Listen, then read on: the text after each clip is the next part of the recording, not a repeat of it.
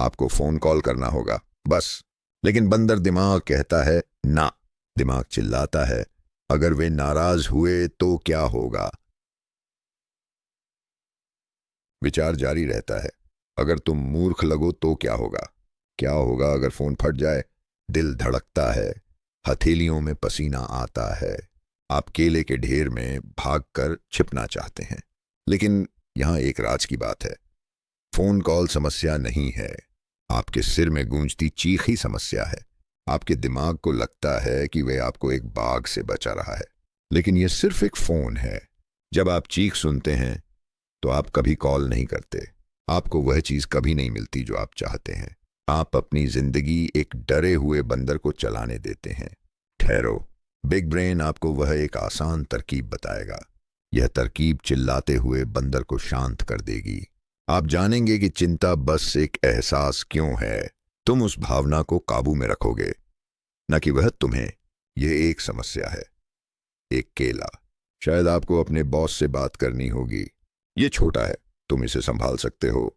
लेकिन आपका बंदर दिमाग केले को नहीं देखता, ये इसे देखता है।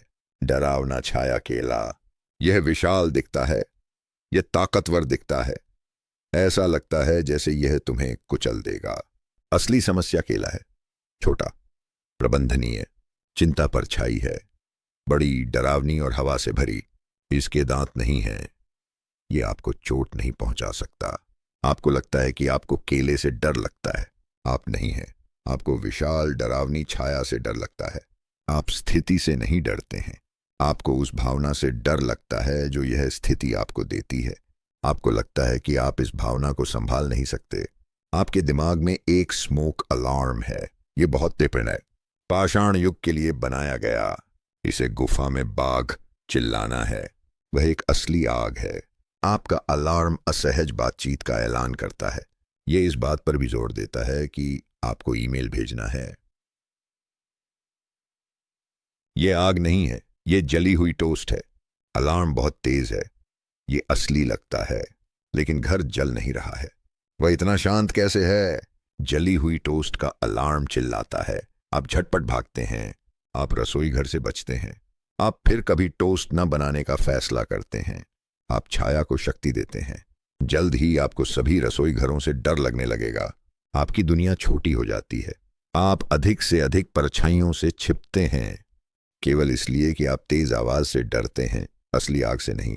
चिंता, उस डरावने शैडो बनाना के बारे में चिंता करना जो कमरे में है भी नहीं।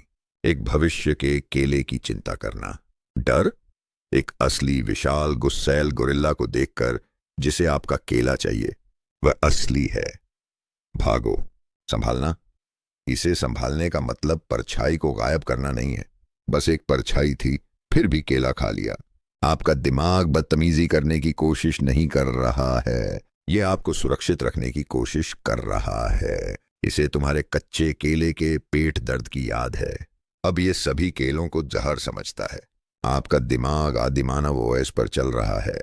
ये वाईफाई और स्प्रेडशीट के लिए अपडेट नहीं हुआ है। इसे अभी भी लगता है कि सब कुछ एक बाग है। कभी कभी थोड़ी छाया भी अच्छी होती है। यह आपको महान मस्तिष्क परीक्षण के लिए पढ़ाई करवाता है। यह आपको बाग से दूर भगाता है। थोड़ी सी सतर्कता उपयोगी है।